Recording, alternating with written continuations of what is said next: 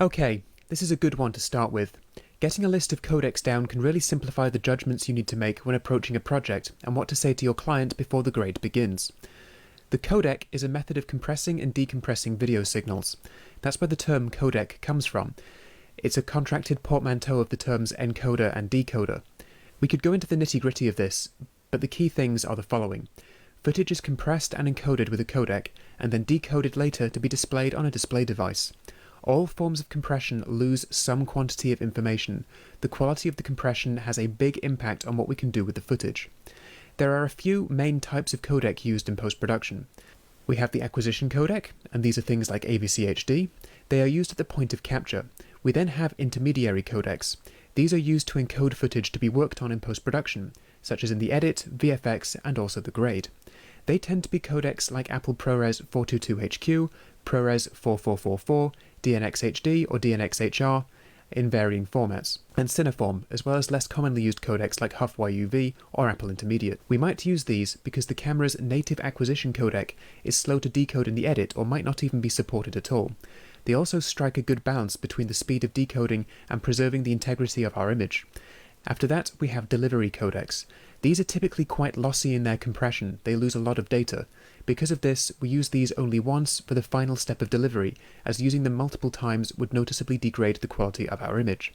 These tend to be codecs like H.264, H.265 or HEVC, and IP9. Now, you're unlikely to define the entire workflow for the project you're on, so let's get down what you need to know. You want a good quality intermediate codec to work with. As I've said before, we use the good stuff in the grade. Proxy files or heavily compressed material is no good. It doesn't have the information Resolve requires for a good grade. That means ideally, we don't want to be delivered things like heavily compressed H.264 or some of the lossier intermediates like ProRes Proxy or DNxHD 36, 45 or 85, or any kind of JPEG format. Ideally, we're after at least ProRes 422HQ, but ideally ProRes or DNxHR 4444 as it preserves the most color data.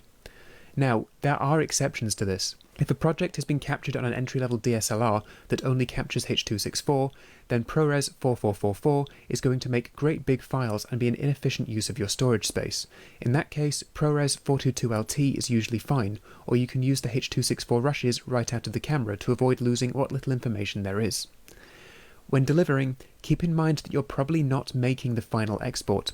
You're likely delivering the graded media back to a client who will assemble the final sound mix and reinstate the titles themselves, so you definitely don't want to send them heavily compressed H.264. I typically deliver my files back in DNxHR 4444, or if I'm working on a feature, as a graded image sequence like DPX or TIFF. A simplified list of codecs for newer colorists is as follows.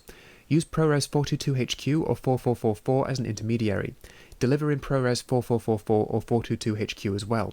If you're on Windows, then you can still accept ProRes files to work on, but you'll be delivering in either DNxHD 185 or DNxHR 4444 10-bit or 12-bit instead.